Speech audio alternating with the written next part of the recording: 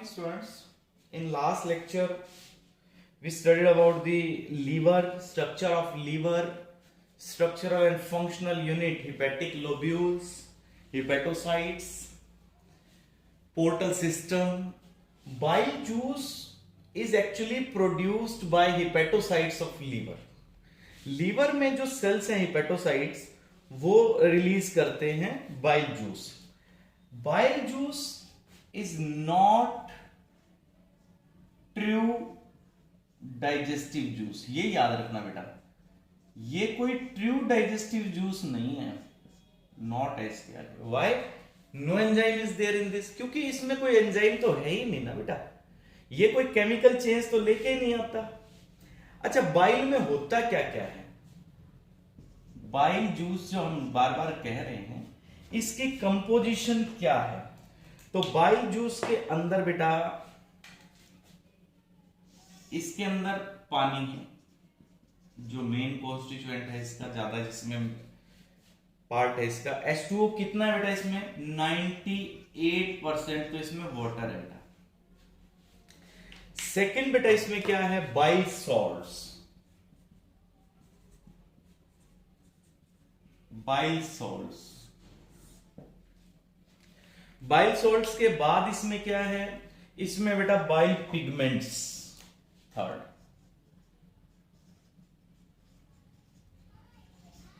Bile pigments.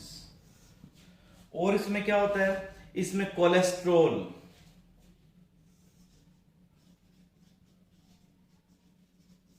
Cholesterol. तो ये कुछ कंपोजिशन में पार्ट्स हैं. इसमें सोडियम, पोटेशियम ये भी मिलते हैं. Sodium, potassium etcetera. अब पीएच कितनी है इसकी? इसकी पीएच है बेटा, नोट कर लीजिएगा आप इसको. इसकी पीएच रहती है 7.4 टू 7.6. इसके बाद बच्चे इसमें कितना सिक्रीट होता है डेली? बाइल जूस की डेली की लिमिट है अप्रोक्सीमेटली 500 ml. अब इसके बाद इसमें जो सोल्ट्स मैंने आपको बताया, bile salts. Bile salts further 2 types के हैं. कौन कौन से बाइल सोल्ट्स रिलीज होते हैं? इसमें इनऑर्गेनिक सोल्ट्स भी हैं, ऑर्गेनिक सोल्ट्स भी हैं. इनऑर्गेनिक और ऑर्गेनिक. इनऑर्गेनिक कौन से सॉल्ट्स हैं?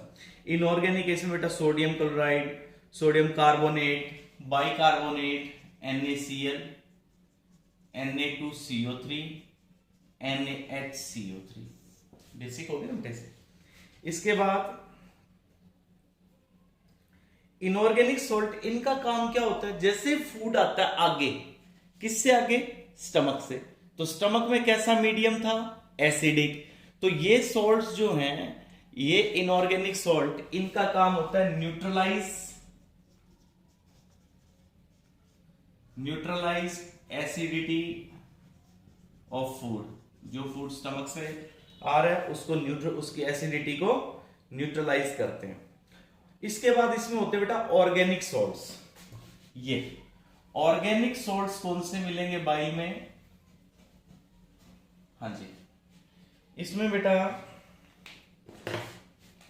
ऑर्गेनिक सॉल्ट्स,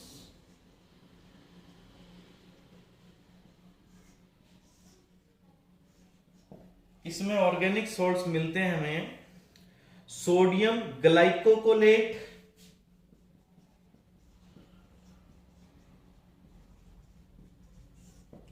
सोडियम ग्लाइकोकोलेट, और मिलता है बेटा सोडियम टाउरोकोलेट.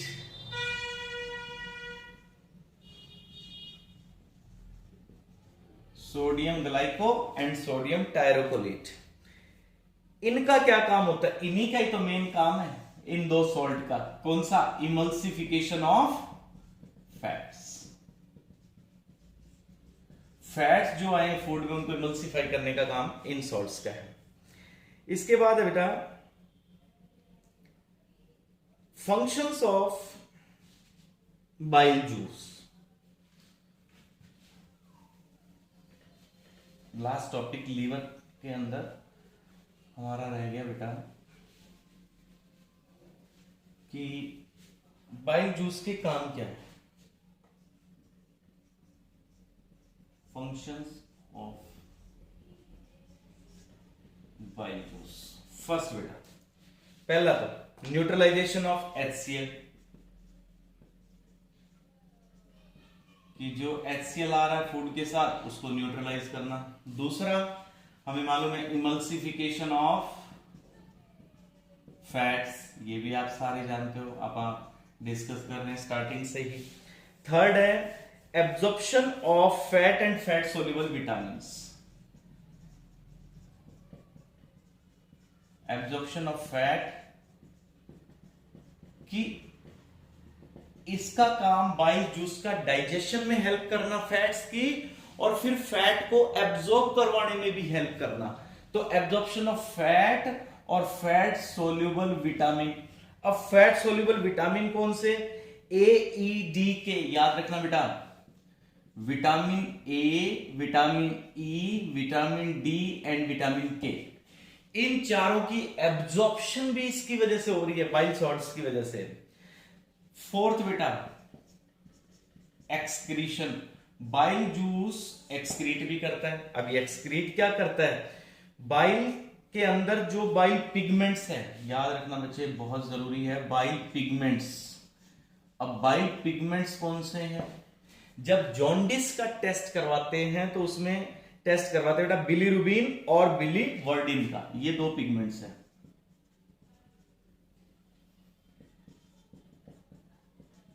बिलीरुबिन एंड बिलीवर्डिन, ये सॉल्ट्स एक्सक्रीट होते हैं। अच्छा, एक आपने सुना होगा स्टोन, कि ऐसे कहते हैं ना पित्त की थैली में पथरी है, तो वो क्या होता है कि एक स्टोन बन जाता है गॉल ब्लैडर के अंदर, स्टोन इन गॉल ब्लैडर, तो इसको कहते हैं गॉल स्टोन। हाँ जी, ये कंप्लीट हो गया हमारा लीवर का टॉपिक। काफी इंपॉर्टेंट ग्लैंड है बेटा, और इसको हमने डिटेल में पढ़ लिया है। अब हमने आगे नेक्स्ट इसके बाद देखना है कि पेनक्रियास। पेनक्रियास के बारे में, पेनक्रियास आपको पता है कि स्टमक के नीचे रखी हुई एक ग्लैंड है जो करीबन 16 सेंटीमीटर लॉन्ग है और जिसका वेट 80 ग्राम्स है। पेनक्रियास कहां होती है? जैसे ये स्टमक के नीचे जैसे ये पेनक्रियास, कितनी लंबी है बेटा? 16 सेंटीमीटर लॉन्ग है और इसका मास कितना? 80 ग्राम्स। अच्छा, पेनक्रियास ओरिजिन कैसे हुआ? जिस तरह लीवर का हुआ, एंडोडर्मल। नेक्स्ट है बेटे, ये कैसी ग्लैंड है? देखो बच्चों, हमारी बॉडी में जैसे दो तरह की ग्लैंड होती है। एक तो वो ग्लैंड जिसके आगे पाइप लगी हुई हो, जिसके आगे डक्ट लगी हुई हो, जो डक्ट से सिक्रीशन डालती हो। एक ऐसी ग्लैंड जो अपना सिक्रीशन ब्लड में डालती हो। तो जिसके आगे डक्ट लगी हुई होती है उन ग्लैंड्स को तो कहते हैं एक्सोक्राइन, और जो ग्लैंड्स अपना सिक्रीशन ब्लड में डालती है उनको कहते हैं एंडोक्राइन। इसमें दोनों ही हैं, इसके आगे डक्ट भी है और ये अपना सिक्रीशन ब्लड में भी डालती है। तो याद रखना आपने, बोथ एक्सोक्राइन एंड एंडोक्राइन, ये इसके पास दोनों ही कैरेक्टरिस्टिक्स हैं बेटा, एक्सो भी और एंडो भी। That's why this gland is also called heterocrine gland. तो इसको मिक्स्ड भी कह देते हैं और इसको हेट्रोक्राइन भी कह देते हैं, हेट्रोक्राइन और मिक्स्ड ग्लैंड। अच्छा, इस ग्लैंड के अंदर एक्सोक्राइन पार्ट जो है, एक्सोक्राइन पार्ट जो है इसका, वो है 99%।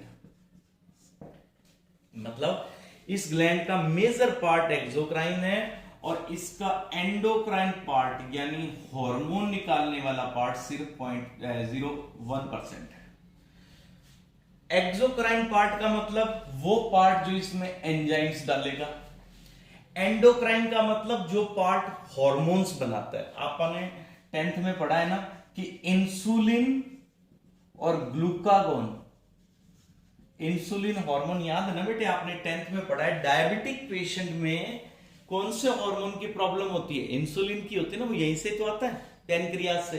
तो pancreas is exo as well as endocrine gland. its 1% part is endo and remaining 99% part is exocrine in nature. Now its two parts as you know, exocrine and endocrine. अब हमने इसके अंदर के स्ट्रक्चर को देखना बेटे।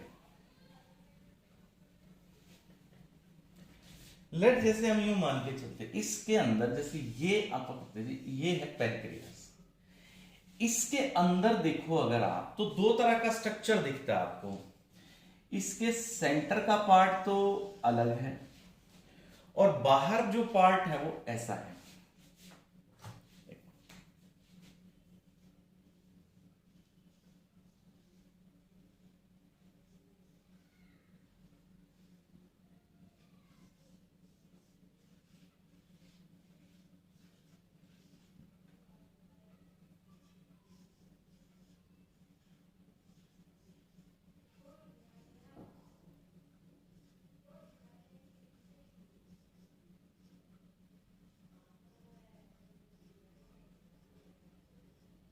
ये पार्ट जो ये सेंटर वाला पार्ट है ये तो इसका एंडोक्राइन, और जो बाहर हमने ड्रॉ किया है ये कैसा, ये रेड कलर वाला, ये है एक्सोक्राइन। तो जो अंदर सेंटर में पार्ट है वो क्या है बेटा? वो है बेटा आइसलेट ऑफ लैंगरहैंस। इसके अंदर डिफरेंट टाइप्स ऑफ सेल्स हैं यहां पे, ये सेल्स।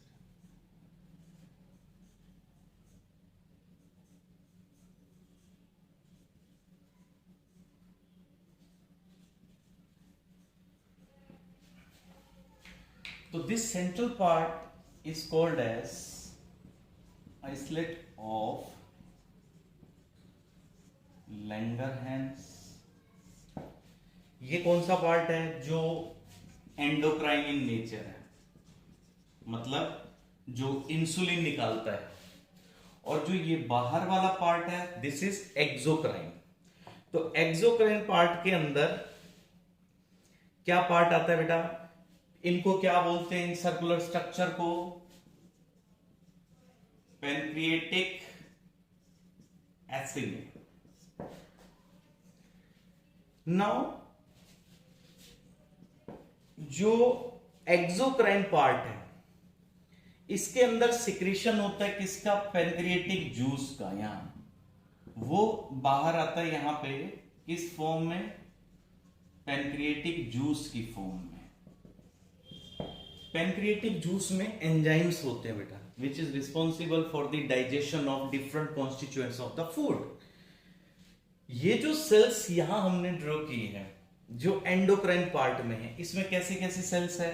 इसमें कुछ सेल्स हैं जिनको हम कहते हैं अल्फा सेल्स, कुछ सेल्स को हम कहते हैं बेटा बीटा सेल्स, कुछ सेल्स को हम कहते हैं गामा सेल्स, और कुछ सेल्स को हम कहते हैं delta sales.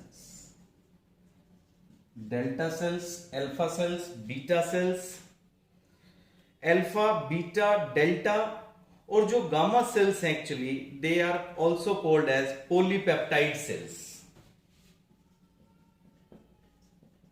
Polypeptide cells they are polypeptide cells।